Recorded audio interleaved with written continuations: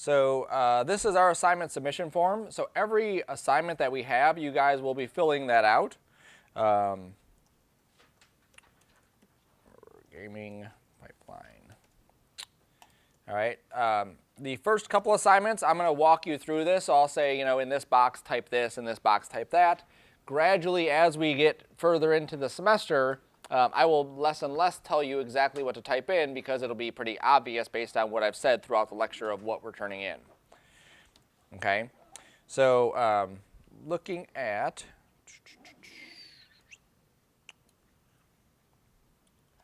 (25, 20). All right, so we have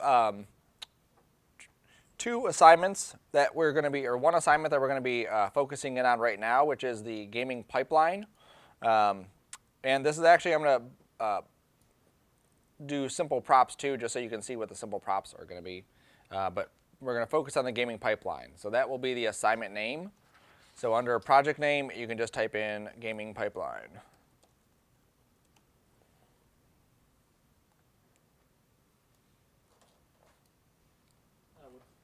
The due date will be Monday, so the 22nd. We'll be able to finish this today with some time to kind of play around and work on other things. But I want you to obviously have more time to explore these. Anything I show you is not meant to be a, here's how you use a hammer. Now that you know how to use it, you can forget about it because we're moving on to screwdriver. Everything that we do builds on something else. So you have to remember what we've done so that the next time you know how to still use it. So our project description is we're building a simple object to explore the pipeline of going into a game.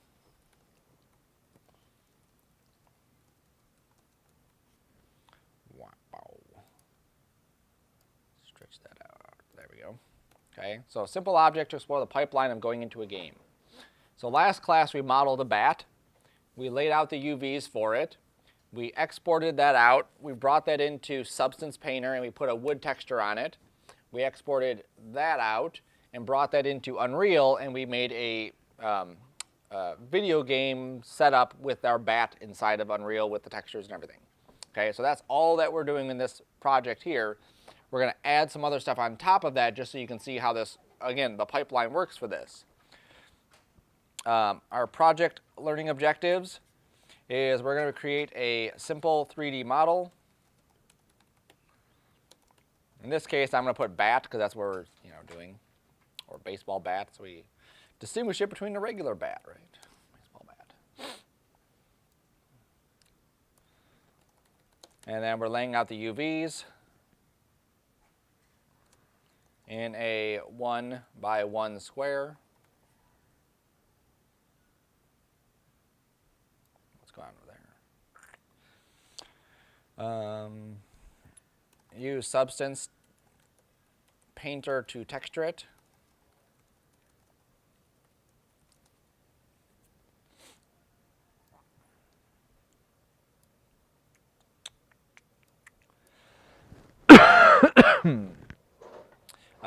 And then import into Unreal.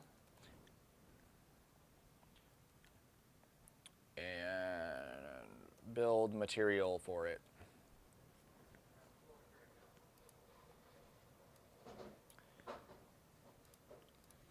Okay, so that's the 4 things that we're doing on this assignment. For everything that we're going to be doing, it's pretty much going to be this very similar workflow, modeling something, UVing it, texturing it, and then bringing it somewhere. Either we're bringing it into Unreal, we're bringing it back into Maya, we're texturing or we're rendering it right there inside Substance. Some other area. We may use Keyshot or other programs too. Okay? Everyone good there? Cool. All right. For the turn-ins, there's no planning for this one, so we don't need to worry about any of the planning stuff. For our project folder, we want this little project folder checked. And then we want the everything also checked. Okay, so project folder and everything. Do we want to check for planning again? Nothing. Oh. We didn't plan anything out. flying by the seat of our pants. We will not be doing a movie for this one. We will be doing a still image, okay? So everything that we create in this class, there has to be some way for us to show it to people, because eventually you want to put stuff in your portfolio.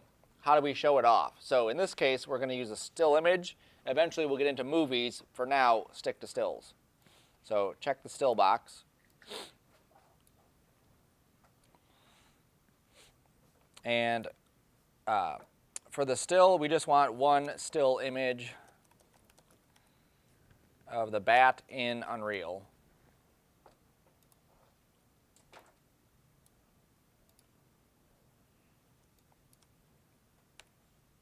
All right, now we have a resolution here. If we're doing a rendering outside of Maya or Cinema or whatever software we're using, and we're exporting it out of that, we can choose pretty much whatever size we want. Unreal is a little bit tricky because it's a gaming engine and it doesn't have like a rendering button that we can just output images. So our resolution for this is just going to be 960 by 540. Okay. If we could render it out at a bigger size, we would, but all we're going to be doing is taking a screenshot of the bat inside of Unreal, and then bringing that into Photoshop, and then cropping it, and then boom, there's our still image. Okay, so there's no actual like rendering that we're going to be doing inside of that. Your name, turn-in date, obviously those will be up to you when you turn things in. They should be turned in on the due date. That makes most sense. And this is MACA 2520, 3D modeling and rendering.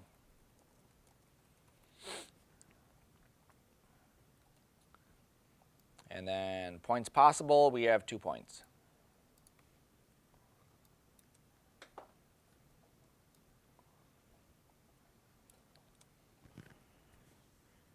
Cool. So the way this will work is on Monday before you leave class, you should have a project folder, the thing we set up last time where Maya created all those folders for us. Inside that should be your Unreal folder, or somewhere around there should be your Unreal folder. You're going to take that entire thing, turn that into the server, and then you will take your piece of paper and you will also turn that in. When I get that piece of paper, then I know that you've turned your stuff in. Then I can go through and grade it, put it into Canvas, and then hand you back the paper with your grade on it.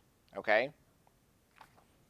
And then obviously as you're going through this, you want to make sure that you've hit all those bullet points here, that you have all your stuff turned in correctly there, and then that's it. Are there any questions on that? No? Sweet. So I will just minimize that because I will bring that up again later.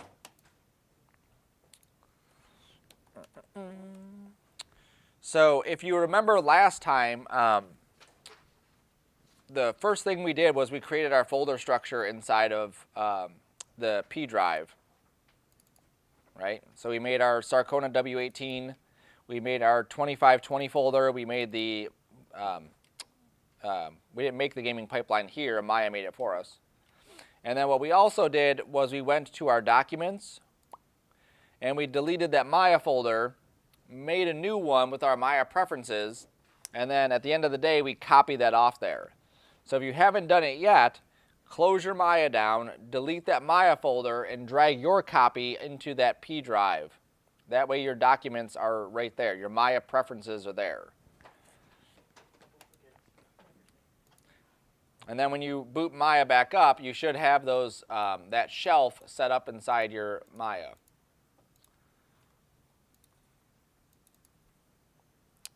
So in Cinema, what we were able to do is you just go to File, Open, you open your file, and Cinema just knows where you're working. Maya is not like that. We made that folder structure. We have to tell Maya every time we come in, this is what I'm working on. All right? And that way Maya knows where to find files and where to put files. Otherwise, it gets very confused and starts saving stuff into random folders. So do never, ever, ever just double-click your Maya file and open it up, because then it doesn't tell Maya where your project is. Wonderful feature if anyone wants to write a script that will do that. They just haven't implemented that yet. So we open up Maya, then we go to File and say Set Project. So go to File and say Set Project. So now what we need to do is tell Maya what we're working on. So we just go to our folder and just click on the name of the project we're working on. So on my P drive, Sarcona 2520, I click on the Sarcona Gaming Pipeline. I don't need to go into the folder. Don't go into the folder. Just click right on the name of the project, and then you'd hit set. Okay, so File, Set Project, find your Gaming Pipeline folder, and then hit set.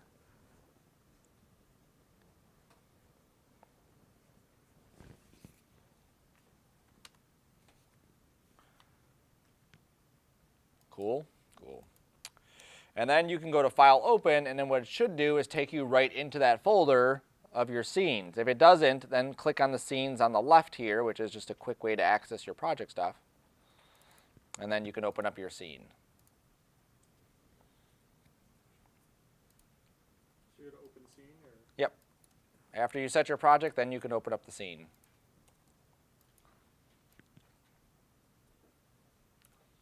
Okay. So we're set project, and then we go to our folder, and then is it the Maya folder, the MD we're supposed to click on? Mm-hmm. I'm clicking on that, but I'm not getting set on one day we cancel. No, no, no. If you go to Set Project first, Yep. click on that and hit Set. Then you go to Open, then you're able to open up your Maya file.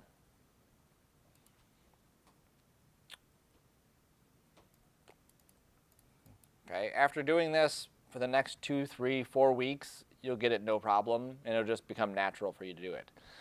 If you don't do it, then you'll be naturally confused and frustrated every time you come to class because your files will literally be all over the hard drive. When I render this, it'll just end up in someone's random folder, and then I won't know where they're at. And then when I go to find them, they've already deleted them, so I have to re-render all my stuff out. Okay. All right. So we need to create 2 things here.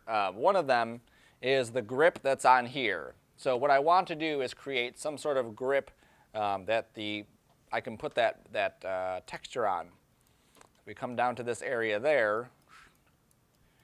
There's my grip. Now I could use a cylinder for this, but it wouldn't give me the same kind of like wrapping around that I would want. Okay. So what I want to do is create some sort of spirally type surface. Inside Maya, they call it a helix. Okay, so if I go to create a helix, it'll create this little spirally shape. So under Create Polygons, I'm going to go to Helix.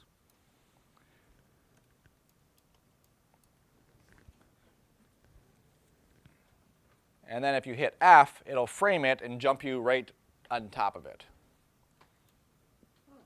Okay, so there's the helix. So I'm going to hit W to go to the Move tool, and then move it up. And there we go. Over here in the channel box, I'm going to click on Polyhelix. And I'm going to control how many coils this thing has. So remember, everything inside Maya that's over here, I can create a virtual slider. If I just click on the name and then use the middle mouse button to click and drag, it virtually slides that and adds more coils to it. So what I want to do is change the number of coils and the height and let's say the width until I get it nice and packed like about that. Okay, so depending on how you modeled yours, your numbers are going to be different than mine. So focus not on what my numbers are, focus on just getting it to look like these things are nicely packed together.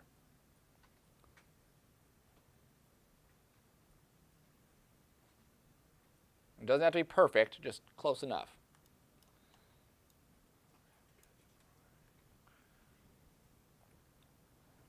Edge.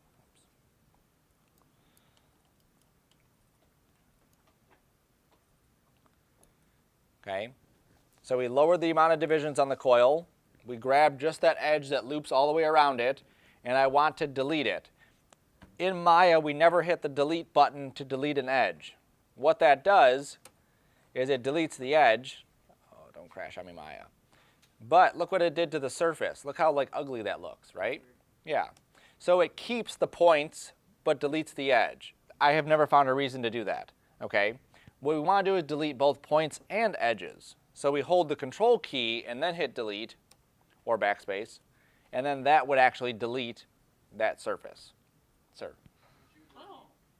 That middle one right here. So see right here, I'm double clicking that one, and then control backspace.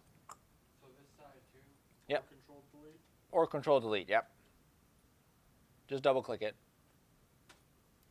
Now control delete? No, double click that and then control delete. Yep. There we go. Okay. So now that gets rid of that. Now also keep in mind that we have faces up here and we have faces down here. We may need those. We probably need those. If I hit 4 on my keyboard, you can hit 4 also on your keyboard, you'll see there's a whole lot of faces also on the inside. Most of those we probably don't need too. Always try to maximize how many or minimize how many polygons you have, and we're maximizing our resources, okay? So what I'm going to do is I'm going to go back to object mode. So I right click and hold and go to object mode. And what I want to do is I want to isolate just this one item. I want to see what this one item looks like. I know that around the outside I need those faces. The top faces, the bottom faces I need, but all that crap in the middle I don't need.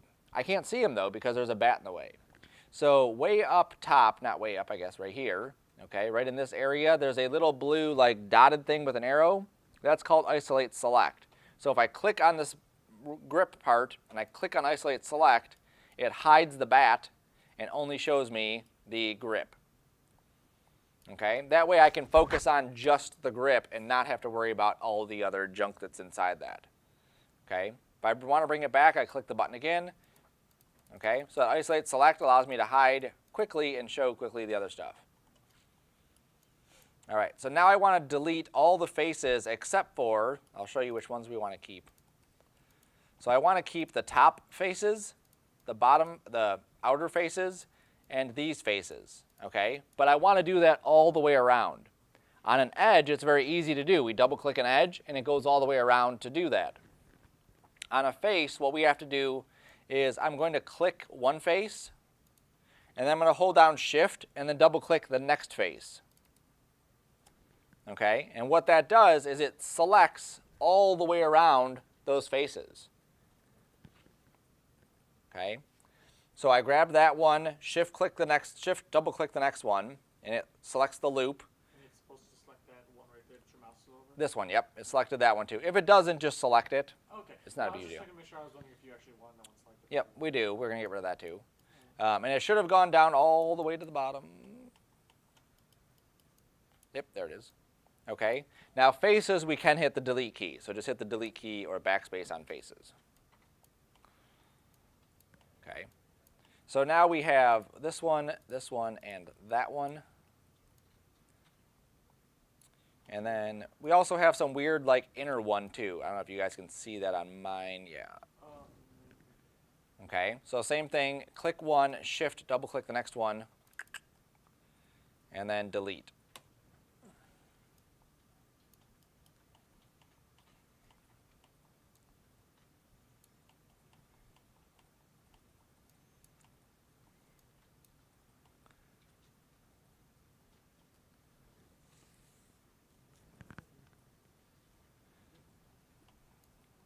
Oh boy. Now should I be doing the same with the bottom faces here? Yes, anything except for these three we want to do with, okay? So these three pieces looping all the way around, we want to do that too. Boom, there we go. Okay. Now once you get to this point where you've deleted out the two, like I don't know if yours has it too, you may have grabbed different ones. I have this like middle weird thing. If I double click this, I don't have to shift double click or anything, I just double click that piece. Because these faces are not touching these other faces, it allows me to select the entire area that I want to delete. And then I can just delete that piece.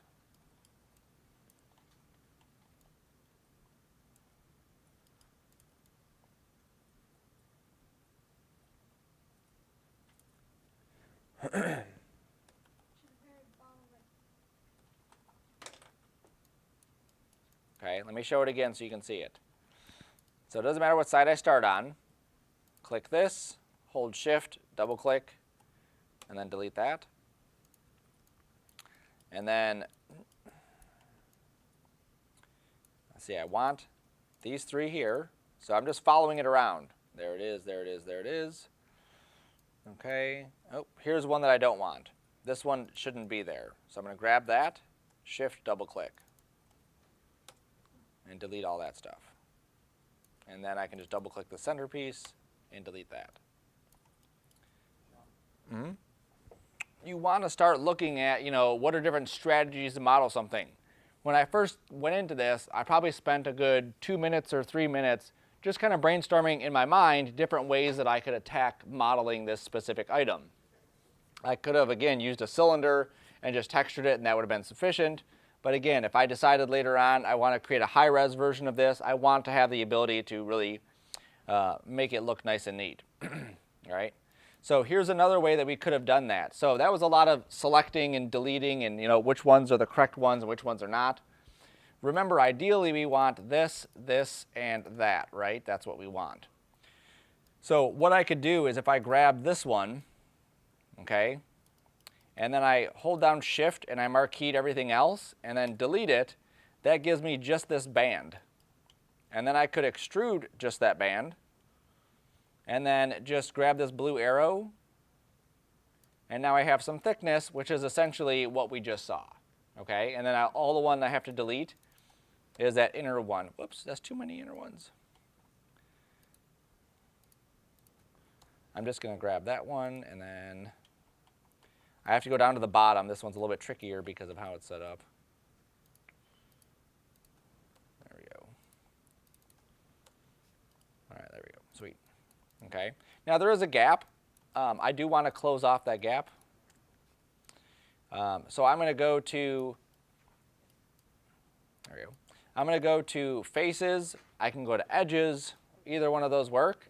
And what I want to do is just grab, whoops, one side of that. So whether you're grabbing the top pieces all the way down or the bottom pieces all the way down, I'm doing that same way to select them. So I'm going to grab this one, hold Shift, double click, and then I can just go to my Move tool and simply just move it so that they're lined up. Okay? Because what I have selected, if you can see it on the projector, is just those bottom faces. So I grabbed all those bottom ones and then I'm just pulling them down. All right? If yours doesn't have a gap, then don't worry about that. So if I have any, for example, clipping issues, should I not worry about that? No, don't worry about that. We're not going to get that close to it. Yes, sir. Are you supposed to do that? If you have a gap, yes. So grab the faces. So you can go to Face, grab one, Shift, double click the next, and then just move it up or down to fill that in. Okay? Now in your mind, what you should be doing too is kind of remembering these shapes that we're doing, because later down the line you may say, hey, I want to create a spring coil. There you go. Or I want to create a whatever. There's a lot of different things. Yes, sir. So there's not supposed to be a hole? There could be a tiny sliver of a gap, but nothing crazy. Nothing like that. That's like way too much. Okay. All right, so that shape is done as far as that goes. Now what I don't want to do is I don't want to have this here. If this is actual tape, nobody tapes a perfect thing, cuts it off, and leaves it right there. That looks stupid. So what I want to do is just have basically a straight line that goes across there and a straight line that goes across the bottom. So I'm going to hold down the space bar, hold down the left mouse on Maya, and go to my front view. Okay, so hold down the space bar, hold down the left mouse on Maya, and go to the front view. And this will take you basically into an orthographic view where we can see straight at it. And I want to basically put a division straight across where I want to cut it, and I just want to delete those faces. And I'm going to do the same thing on the top. Does anyone remember the hotkey for opening up that menu that has all the tools that we could use? Shift left click. Close. Control Shift left click. Oh, Shift right click. Oh, right click. I'm sorry. I meant to say right click. I kept saying left click. I'm so sorry. Yep, so hold down Shift, hold down right click, and we're going to use the multi-cut tool. The multi-cut tool is very similar to Cinema 4D's knife tool. It has everything kind of built into that one. If you've used Cinema since version 18 or 19, they've split apart their tools. Maya still has that as one tool. So I've hold down shift, I right clicked, I went to the multi-cut tool, and now what I'm going to do is called a plane cut. I'm going to click off one side, so watch how I do this. I'm clicking on one side and holding down. I'm going to hold down the shift key, oops, and it goes straight, and I'm going to go straight across it. And what that does is it just planar cuts it straight across that line. Then I'm going to go down to the bottom and do the same thing. Click and drag straight across, and then I can grab those faces and just delete them.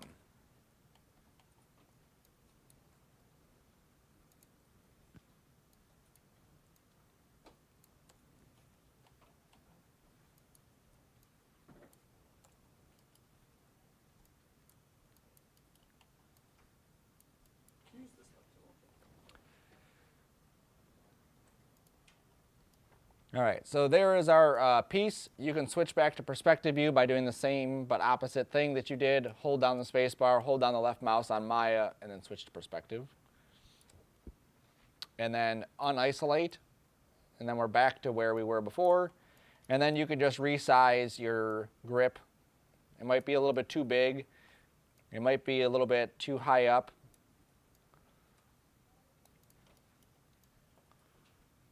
And there it is. How'd you turn it? Oh, how do I just do that? Okay, just click that button again.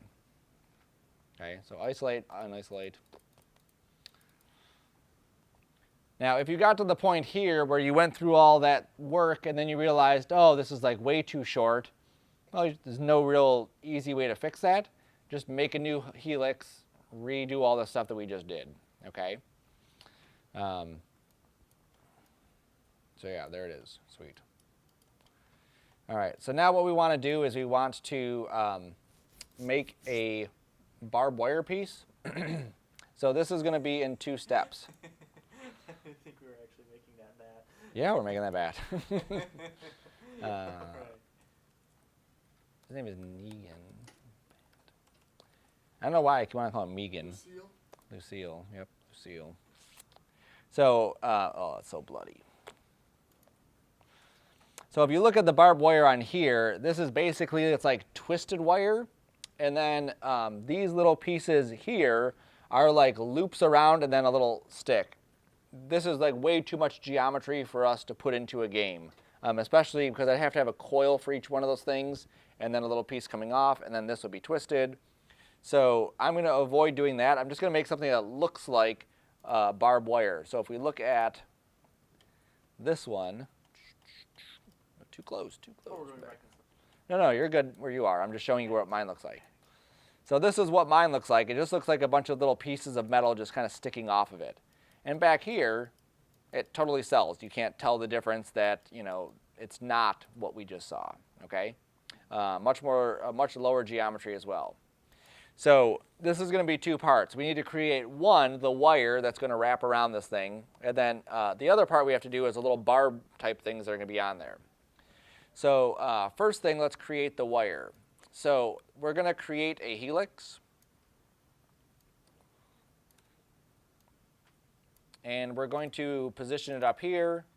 As many coils as you want on there, so as many times as you want this to wrap around, that's how many coils you need. So if you want, like there's 50 here, totally acceptable to do like 50 coils if you really want that.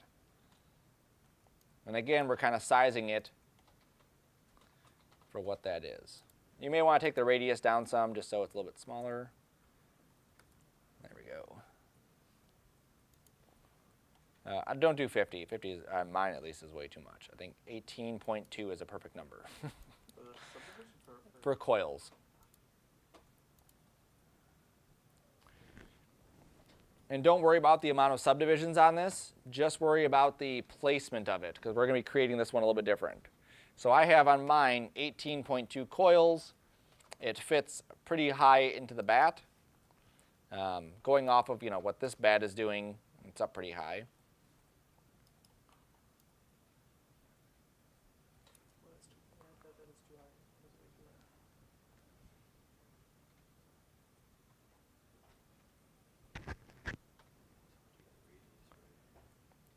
high. Yeah, it doesn't have to be perfect. The radius is more just for visual. We're going to actually delete the surface. We're just using it as a base to create our actual surface.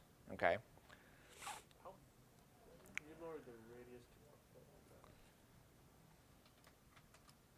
Oh, that is way too thin. Oh, that's.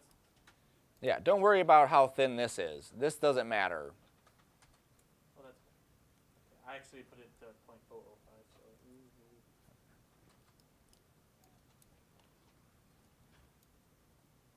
All right, now I'll show you why we don't want to use this as our end geometry. If we look at the placement of where these wires are, Kind of all over the place. yeah, they're all over the place, right? So there's no like pattern. There's a definite pattern there. And if I wanted to move this, I would go into edges or faces or whatever, and then I'm trying to move it, but it moves everything kind of together, and I kind of lose volume on that. And I really don't want that to happen. I'm just going to check one thing real quick.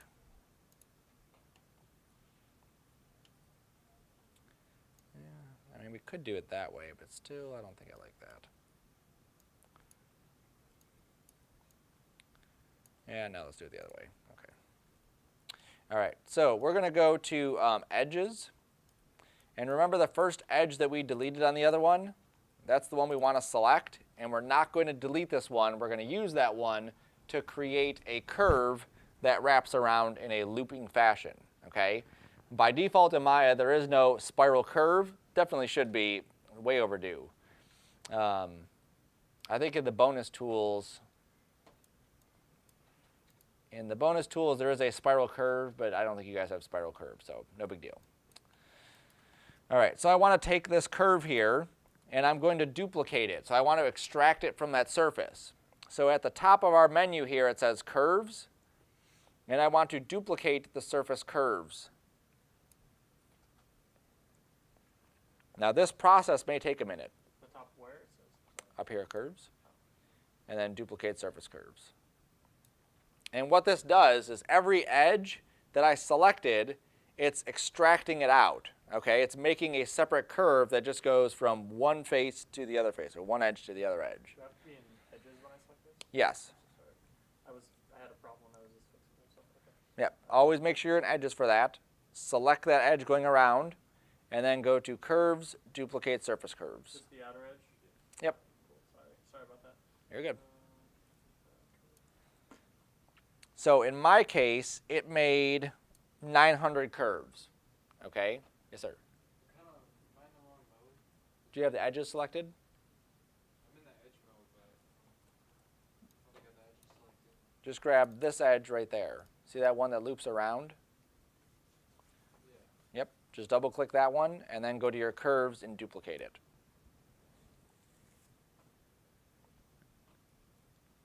Okay. So with those still selected, okay, this is my outliner. I can see all the stuff still selected. Yours are still selected because you haven't deselected anything. I want to join all those together. So back under the curves menu, I'm going to go to attach curves. Okay, and I'm going to go to the option box for this. Backtracking a bit. Is it then curl or would you use it smooth?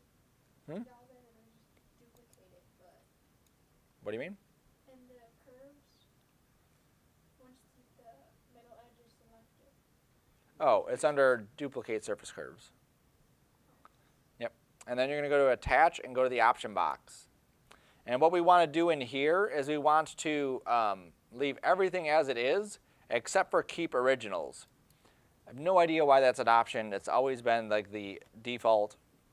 I've never kept the originals. So keep originals is off, then we hit attach. Okay. And now what happened, despite our advice to Maya, is not to keep the originals. It kept all my originals. So just to verify that you don't have all your originals, go to Window Outliner. And if you see a million billion curves inside your outliner, then it also kept yours. Does it? Yep. 950 duplicated curves. Yeah, wonderful. Okay, so let's delete history. So edit, delete by type history, or you can use your shelf button. Okay, so if you have the shelf button, you can click on history button. It'll delete the history for you. Or edit, delete by type history will delete the history for you as well. Then we're going to click on the first duplicated curve that is not one that we want. Shift click the last duplicated curve that we don't want and delete it. And so what we should be left with is just one spirally type curve. So you can just click. Look like this. Right, that's fine. Oh, it is? Yep. So we clicked on one curve, scroll all the way down, shift click the bottom one, and then delete it.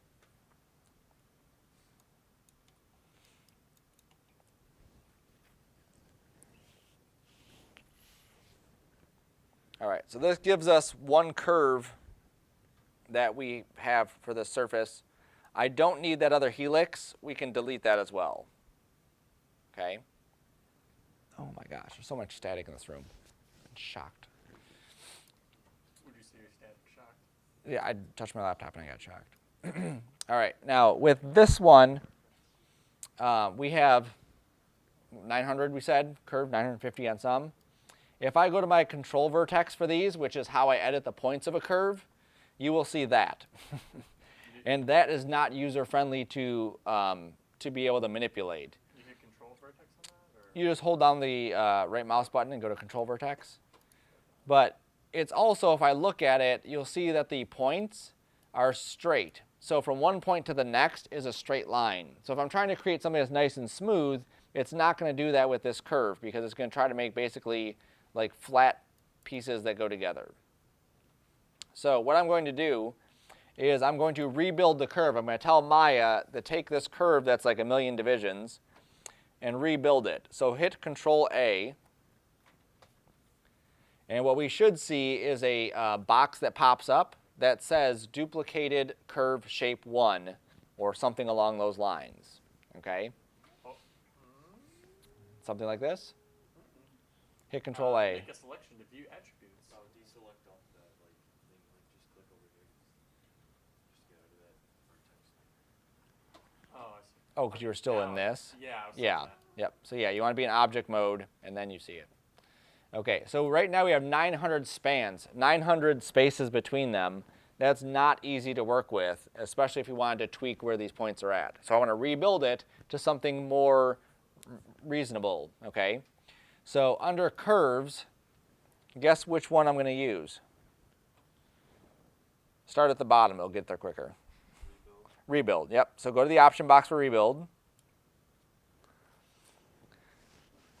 And we only need to change one thing in here, which is how many spans do we want to have. So a span is the space between 2 points. Okay, so I have a point here and a point there. That's a span.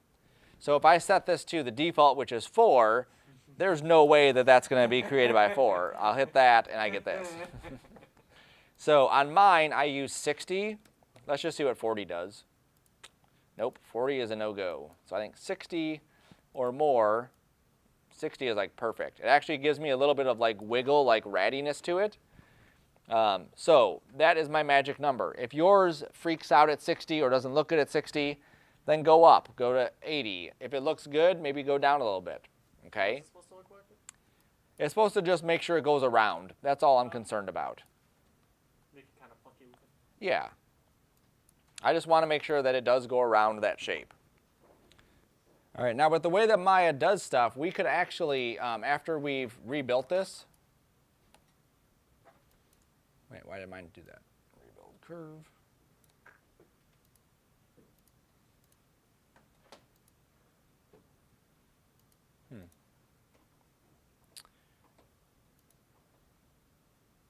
No, my history's on. Just doing something odd.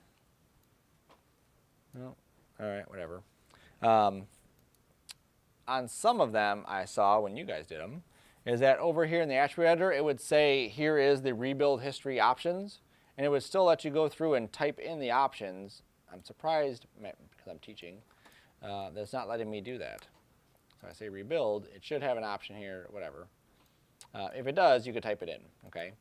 So now that we have a curve, what we need to do is create some sort of shape that goes around it. So inside Cinema, what we would use is, I think they call it a sweep or an extrude, and that would do that kind of shape.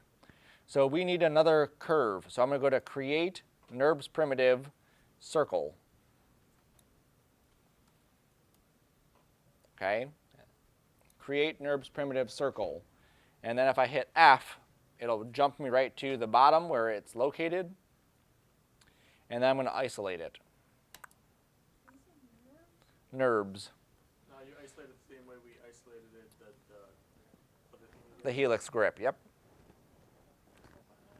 Right there. Oh, there it is. Okay. I was not. Yeah, so I clicked on that, I clicked on that isolate, so now he's all by himself. Okay. So now it depends on how we want this to look. What we're doing is we're creating the profile for that wire. So right now, if I were to use this, we would basically just get this tube that goes along the entire thing. Totally acceptable, we can definitely do that. We could also, we'll just see how this looks first. I could add some more divisions to this. And then I could come in here and do something like that. Something like this. And then what that would give me is more of like a double wire running around. So if we looked at this one here, there, it looks like there's 2 wires on each one of these things. That's what it would give us, is something like that. So if you want to get fancy, then you will go to your attribute editor, go to the Make NURBS and make 12. Okay, that gives us 12 divisions. Under 8, you can't do it. It won't look good. And then you're just going to scale in the middle ones here. Grab the next 4 out. Scale those closer this way and closer that way, like that.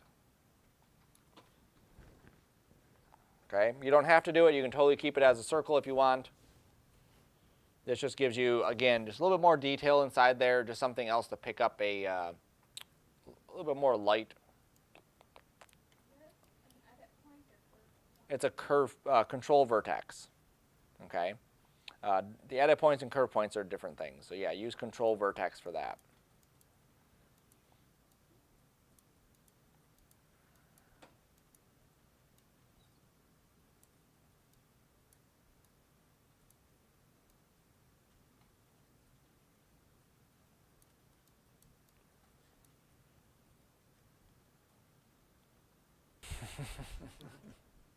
All right, so what we need to do is then take this shape. So I'm going to go back to object mode. And I need to unisolate. And I'm going to take this shape and have it extrude along this coil up here. Okay? So I have that shape on the bottom selected. Yes, sir? So is this shape work? Yeah, that's fine. I have that shape on the bottom selected in object mode. I'm going to shift click my wire up here.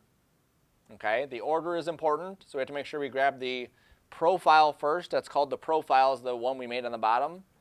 And then this is the path. So we grab the profile first, shift click the path, and then under surfaces, extrude option box. There it is. The options for this are pretty simple. There's a lot there, but the settings. You have a lot more in your extrude option. I do, yes. Let me reset it so it goes back to where you guys have it. There we go. Okay. So the far right, we want to do tube, at path, and component. Okay. So these 4 on the right are ones you're going to click. All right. So tube, at path, component, and then profile normal. If I were to hit apply in this case, what it would do is it would create what's called a NURBS surface. A NURBS surface is a mathematical created surface. So when you create, let's say, a sphere as a NURBS, what Maya does is it converts it into polygons and then it renders it out. Okay?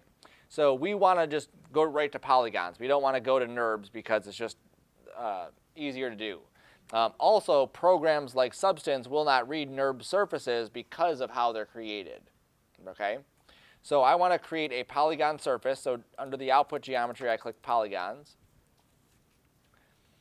And then all the stuff underneath that is how it's going to create a polygon from the NURBs. So it's still going to create the NURB first, then it's going to convert it into a polygon, and then this is how it gets created. All right, so now if I go to all four of these, I go to polygons, then I'm going to specify the kind of geometry coming out. So triangles or quads, Quads. you want quads, correct. A monster with a lot of triangles. Well, when it renders, it actually converts the quads into triangles and then renders that out. If we were going to a video game, video games are all triangles too, so same thing.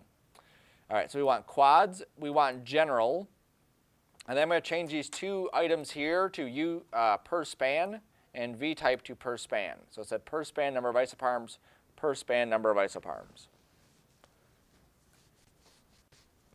Okay, so if you want to take your phone out, these settings will come back again and again and again. This is something that you will constantly be setting, especially this stuff down here and these things up here. Okay, so what this is going to do is it's going to take that shape that we have in the bottom, what it should do, and it's going to extrude it along there. Okay, so it should just make basically like a tunnel or a tube. It's going to first do it as NURBs. We won't see that one because it automatically will convert it to polygons. All of the faces should be quads. And then this general specifies how it's going to make those quads. So where it says per span 3 and per span 3, it's going to take the NURBs divisions and just put 3 polygons in the middle of it. Okay? Now we can specify after the fact whether we want 3 or 2 or 50 or whatever. So we can always come back and tweak any of these settings. So just hit extrude. And then if you hit 5, you'll be able to see your stuff. Oh boy. Yeah. Now it's most likely going to look like a mess because what's happening is, I was doing two things. One, everything is on top of everything because our shape is this big and the path distance is that big. So the first thing we need to do is take our original shape and scale it down. Yes, ma'am. Bum, bum, bum. All right, so even though we did that, and even though we took our original shape and we scaled this down, and it looks like it should fit, it's just not really fitting very good, okay? And the reason for it, I'm gonna zoom in on a specific area of mine. Right there looks good. Okay, so what it should be doing is imagine that we have a shape like this, and I have this donut shape. It should be going like this, like around that donut shape. What's happening though is it's keeping it the same direction and just going like that. So we're getting these flat areas and these black spots where it's not turning out very nice. So I'm going to delete my extrude surface 1, okay? And the reason we're getting that is because if you look at our pivot for that spiral that goes up it, do you see where my pivot is? Yeah, it's way down here. We need it up at the center of that, okay? So in your shelf, if you have your shelf, you should have a center pivot, okay? Or it's under Modify Center Pivot, okay? So grab your helix, spiral curve there, and center pivot it. Then if you click back on the circle, grab that curve again, and re-extrude it. You don't need to go to the options for it. It should just be set. It should have worked. Why didn't you work? What center pivot? Sorry? Modify center pivot. And then I just move it, or? Nope, it'll just automatically center it. And that should have worked. I don't know why you're not working now. You should have worked. Stupid Maya. That's a common phrase when you work in Maya. We rebuilt the curve. That was fine.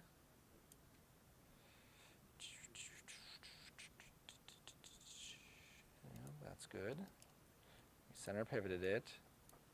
Freeze transform it, sure.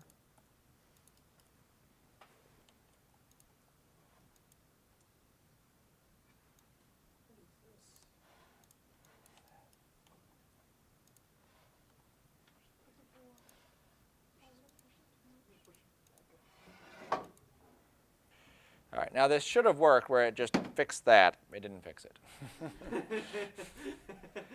So we will investigate why it did not fix it. So this is where Maya is incredibly fun because it allows us or makes us go through and just click every single button. Now, it's nothing that we have done that is wrong with it. It is just simply something in the formula for how it calculates stuff is just not playing correctly. Because everything we set should definitely have worked. Let's try this again. I'm just going to make a regular one. So there's a regular circle, scaled down, shift click that. Oops. And extrude. Nope. Let me try rebuilding my curve again. And give it maybe more divisions this time.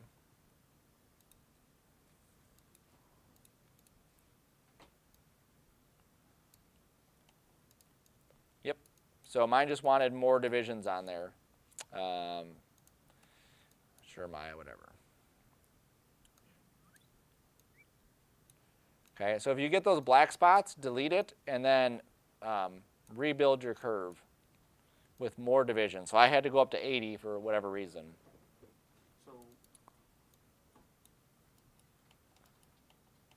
So delete that. Grab your curve. Go to Curves, Rebuild, Option Box. And then just type in 80, or 20 more than you had before. And then we should be able to just grab that original circle, grab the helix curve, and just extrude it. You shouldn't need to go to the option box. Everything still should be set up. Now it's click and then shift click the curve. Yep. Of this. All right. So now that we have that, with history inside of our scene, we can really edit any of this stuff. So if I don't like how something is turning out, I can always change what that's looking like. So I can go back to that original NURB circle, which is way down here. I can scale this, and that will make that smaller. And that makes this smaller, so that I can actually see the grooves. I could also go through, there isn't an option inside here to like twist it, and there definitely should be. Like there should be a way for us to just like rotate that thing as it's going, and there's not. So that's just something that we have to live with. It's just straight up, okay? I can still grab the original circle that's down here, and if I move it, it'll do that. If I move it, it'll do that. If I move it that way. If I rotate it, it's hard to see. Let me zoom in. It'll change the direction of where those things are at. So all that stuff we can edit. The one thing we need to do, though, is mine, I'm sure yours too, is really far away from the bat. If you look at the actual bat, it's like right up against it. So we have to grab that helix curve, go to our scale, and just scale it in. Now I don't want to grab the middle one and scale it because that changes the height as well. Okay? I want to grab just the green box, the green little flat plane, and scale that in. What are you scaling? You're scaling Yep, just the curve for this. Okay? Also, I'm not grabbing the surface. Right, don't grab the surface, just grab that curve, that duplicated curve that we created, and scale that. Yeah, until it looks right. Until it looks about there, right? It doesn't have to be exact, but just closer.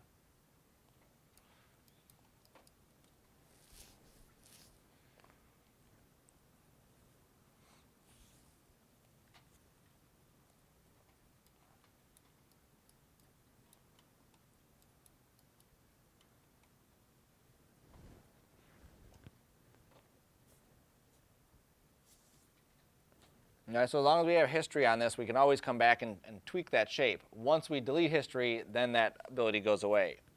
The reason that we're not grabbing this original surface and, let's say, scaling this is because what's going to happen is as I scale this, I'm exaggerating it, but as I scale this, it's actually scaling the surface. So now these two things, which were perfectly round, are now flattened out and like stretched out, okay? as I grab this curve, I can make this as big as I want, and those will stay the exact same proportions as before, because what's happening is it's always updating what that shape is doing, right? So what I want to do now is I'm going to make sure I have the curve selected. I'm going to right-click and go to Control Vertex. And this part is going to confuse you. Don't let it confuse you. Just embrace it. There's a million points like all over the place. All I want to do is just move them up and down just to give them a little bit more clustering so that some wires are closer, some wires are further apart. Oh, mine's already doing that. Yeah, so if I just grab a couple of these and just scale them together, you can see how those like bunch together there. I'll grab some here, scale them this way. I'll grab some here, scale them that way. Okay, and just kind of work my way around the shape of it, either scaling them up or scaling them down. Yep, Control Vertex. Anytime we go to curves, we're going to be playing with the control vertices or vertexes.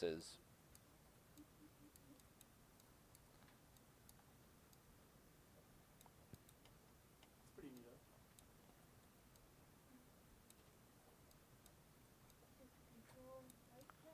Yep, but you have to grab, this is where Maya gets a little bit tricky in how it does stuff, right? So if I click here, I don't want to control click on this because then it's going to think I want to grab stuff for that. So what I do is make sure that the item's selected. I control click out here in Nowheresville, and I click on Control Vertex. And then I can start to grab stuff and tweak the points. Okay? My friend's gonna love this. He's a big Negan fan. That's good. Do you know, you are not doing this part, but just so you can see how I could have done this another way, I'm going to isolate just the bat. I'm going to do what's called making live. Making live allows me to draw curves right on top of the surface. So if I click Make Live, then I go over here to create a curve tool. Where are you at? There it is. CV curve tool.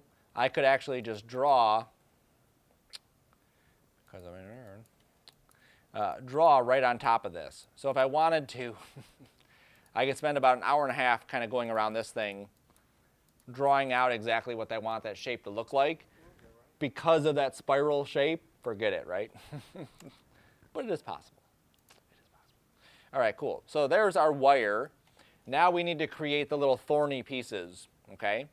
So under Create, under Polygons, there's a whole bunch of shapes here. There is no, this is a magic shape that's going to make it look right. Originally, I created a cube. I don't think I want to create a cube for this one. I think I'm going to go with, I think the soccer ball might be the best one to use, or the platonic solid. Let me try the platonic solid first. Nope, I don't like that. I'm not gonna lie, I thought you said salad. I was like, okay. I don't want that. Yeah, I think soccer ball is going to be, oh, look at that one. That one looks nice. Okay, do that. Do the Create Polygons Platonic Solid. And then from your attribute editor, which is, remember, Control A to bring that open, choose the dodecahedron. So where it says primitive, choose dodecahedron. All I want is something that I can just pull out thorns or pull out little, like, sharp things to it.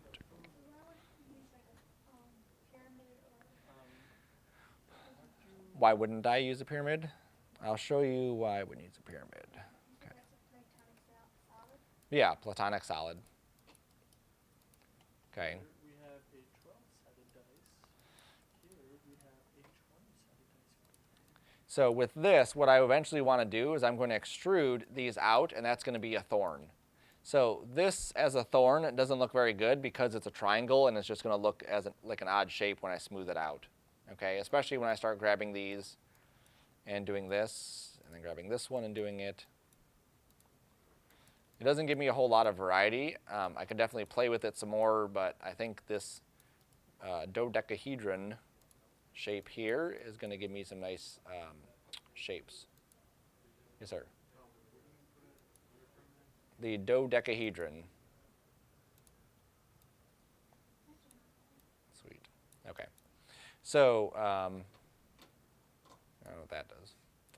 So I'm going to grab random faces. Now what I want to do, or what I want to make sure I don't do, is grab two faces that are right next to each other. So I don't want to go like here and here. Don't do that.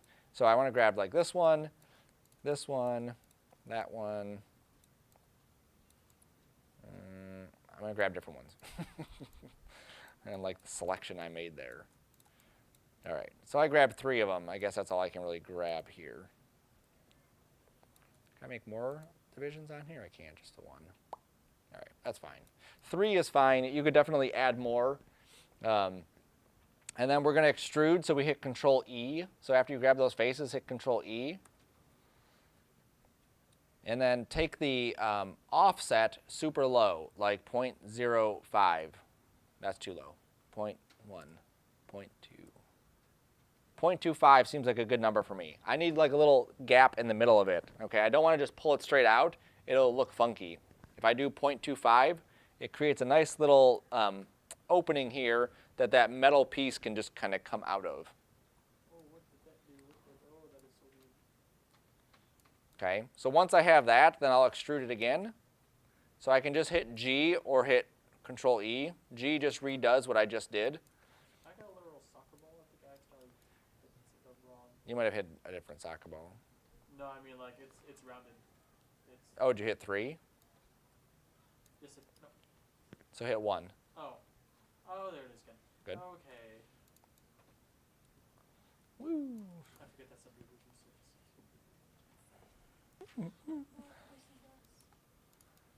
All right, so that looks like, if I hit 3 on that, that looks like a pretty convincing thorn. If I'm further away, that looks sufficient, especially if we have a bunch of these on the bat. Now, we're done with pretty much the modeling phase. The next thing we want to do is we want to go into the UV layout for this, okay? So we have to UV layout 3 things. So we have this item here, we have this item here, and we have that item there. So we have 3 things that we have to UV layout. So which one do you want to start with? No. The NURB circle we don't. This one up here, and then the thing there, and then the thing there. So which one do you want to start with first? All right, since nobody's answering, I'm going to say we're going to start with this one. Okay. This one here is the easiest one to do because it started off as a NURBS, and then it went to polygons. NURBS automatically have their UVs laid out for us. So all we have to do is just unfold it and then do some cuts in it, and it's done. Okay? Yes, sir. Yep, the extruded one. So under UV, go to the UV editor. And what we should see is a block of UVs. Okay, that's what that looks like. Oh shoot. So, I don't. what's that? So grab the nerve circle. No. Nope, not the circle. Ah, there it is. Oh, hey, look, Yeah, there it the is. circle doesn't Oh, have it, that but the is- other stuff does. That is a lot of faces there. It is. So we're going to go to the shell. We're going to grab the whole thing. And then we're going to do the shift right click and then do the unfold. And then this is going to go crazy far. UV or UV shell? UV shell. Where's the UV show at? You right click, Oh. UV shell. And then you shift right click and then do the unfold, unfold.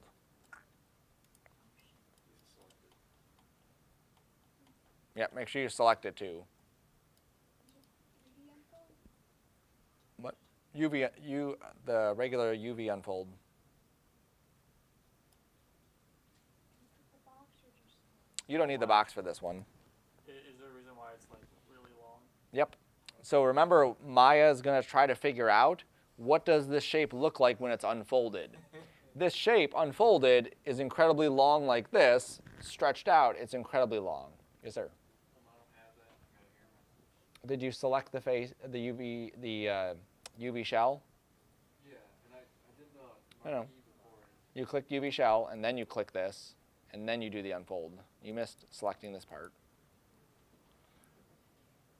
I didn't get a screen. What would happen with this is if we tried to lay out any texture on this, it needs to fit inside of this box. This grid right here, that's where that needs to fit. It's not going to fit in that box unless it's like this thin and like that. So then it'll be able to fit like 1 pixel basically in each thing. So what we need to do is chop this up into pieces so that it's a little bit easier to work with. You could definitely do that in here. It's very difficult to work with it in here though. So, oh crap, what did I do? There we go. So what we're going to do is go into our 3D mode. I'm going to go to edges, and let me switch to the top view. I think that might be easier to see. So what I want to do is I want to grab edges that are going this way, okay? So this edge right there, I want to grab, okay? Now that is, again, going to take me forever to go through and grab all those edges. However, if I do this, oh, come on. Maya's thinking about stuff. I'm going to delete my history on this because it's just going slow because I have other stuff going on. Okay. So I'm going to go grab like this. I'm going to hold Control and then just deselect and deselect. And then what that should give me is if I zoom in on this somewhere in here. Yep. So you can see this edge got selected, that edge got selected, this edge got selected, that edge got selected. Okay. So go into your top view, marquee just like a block like that of edges, and then hold the Control key and just deselect anything you see going the other direction.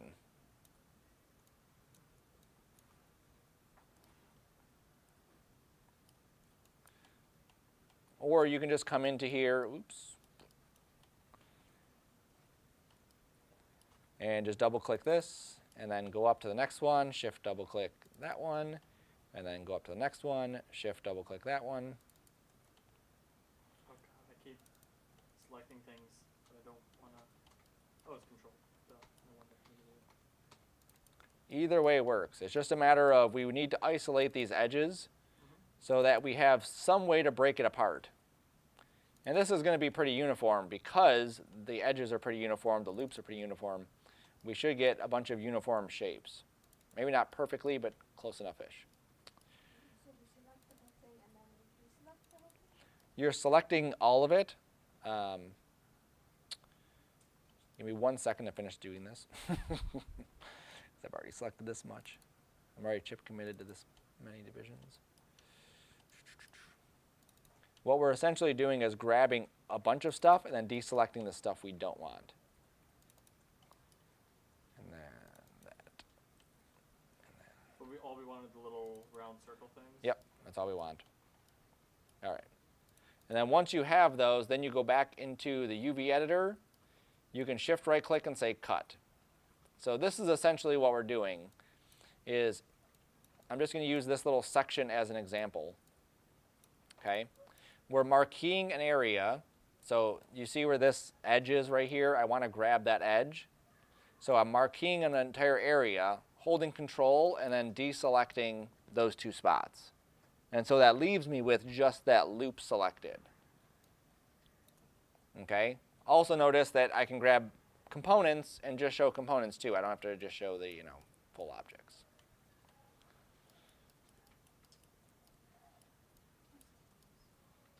It is tedious, but it'll turn out awesome when we're done, right?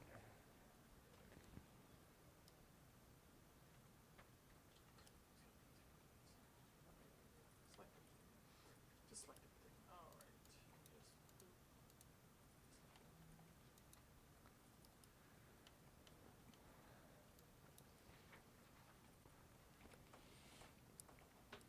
Alright. All right, so typically one little loop around here is sufficient enough for me to get the idea across what I need to do.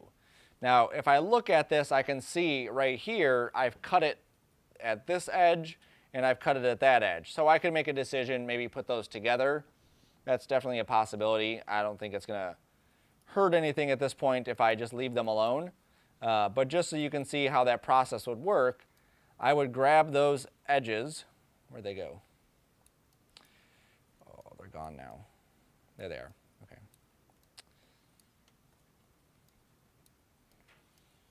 All right, so I'm going to grab these edges here, and I want to put them together. So I'm going to hold down Shift, I'm going to right click inside here, and then just move and sew. So that is definitely something I could do if I needed to do it. I didn't really need to do it for this one. Cut stuff in here again. Shift, right click, and then cut. Oh, yeah. Okay, so once you're done with that piece, then we can move on to the next piece, which is the grip. Now let me see what my grip does when I UV unfold it. Ah, that looks fancy. Yeah, that's not really it.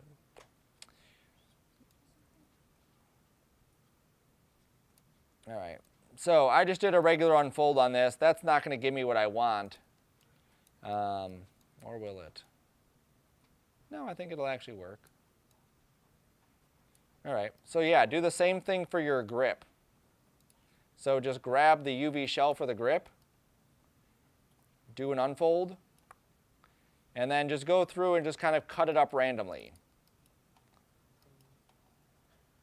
So after unfolding the barbed wire, it should all fit in a box, or Eventually it will, yes. because it's not doing it right now. Correct. It may not do it at first until you do a layout. The two things that we do, the unfold, it just unfolds it. It just like, what would it look like flat? The layout part, that's the part that says, hey, fit inside this box. Okay. There it goes. So now it fits inside the box.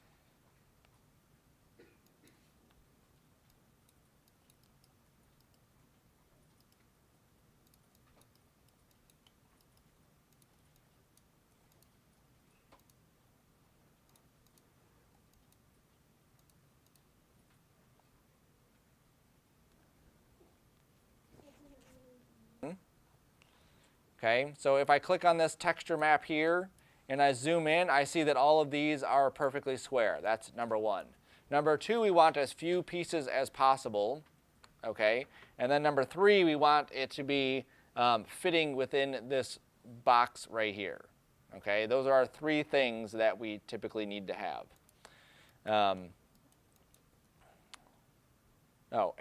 Sorry, I skipped one, which was consistent sizing. That will come later, which we will look at. We can't really see that right now because it's only like those pieces. Just so you can see it for fun, let's pretend that this one was this big. That is not consistent sizing of squares from this point to that point. Consistency will be a key factor in making sure that everything plays nice. Okay, so now for this one down here, which is our little jack piece. This one is going to be set up different. So this one, just so you can see it, you can watch mine, it's not going to work. If I go to my shell and I unfold it, it gives me this. Even though it's unfolded, the texture on it is still going to look like crap because of the kind of surface that it is. There's no clean way for us to take this one surface and unfold it cleanly as one piece. It has to be broken up into pieces. So if you remember from the bat, we basically had a cylinder for where the bat was, and we had a cap on top, and we had a cap on the bottom pretty much, okay? That's what this is, but it's more of that because there's a cylinder right here, there's a cylinder right here, there's a cylinder right there, and then we have this sphere in the middle, okay? So what we're going to do is we're going to cut this one in specific spots. So I'm going to turn my texture off because I can't see.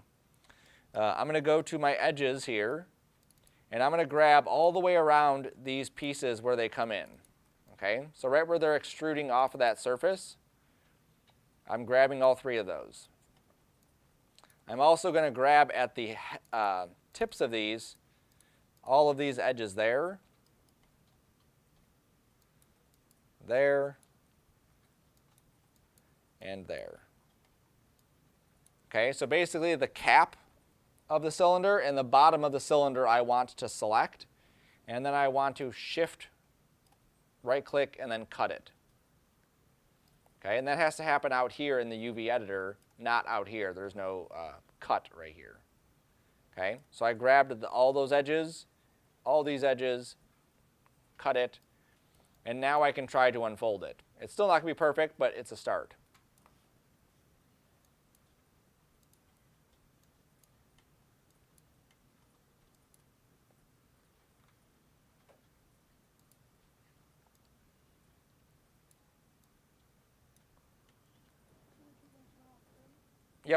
do that to all 3 of those.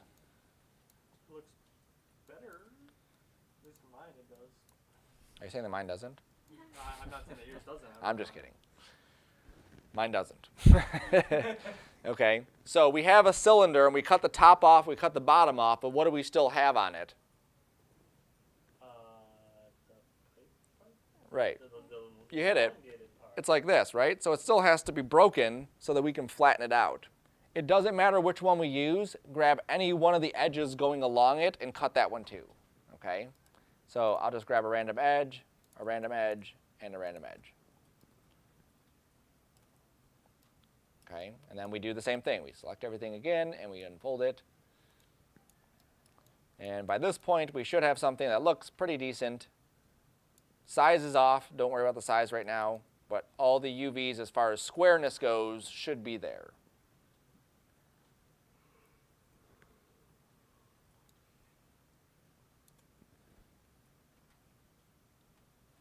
Okay, and remember, the only way you're going to see that is if you turn your texture on.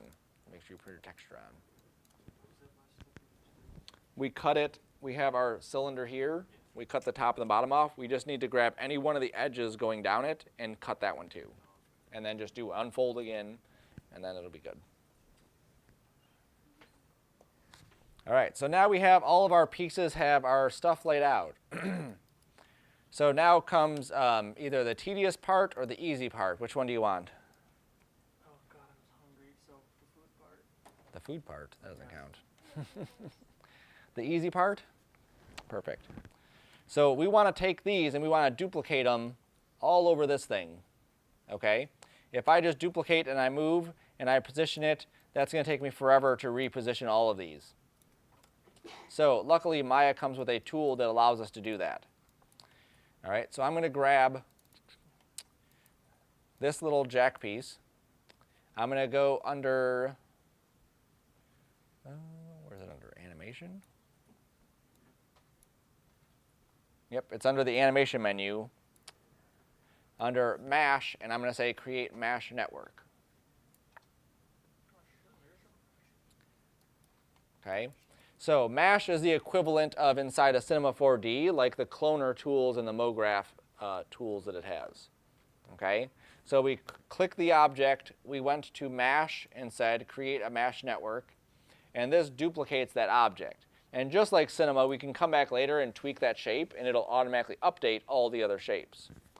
So what I want to do is, this gives me inside my attribute editor a Mesh distribute, and a Mesh repro. Okay?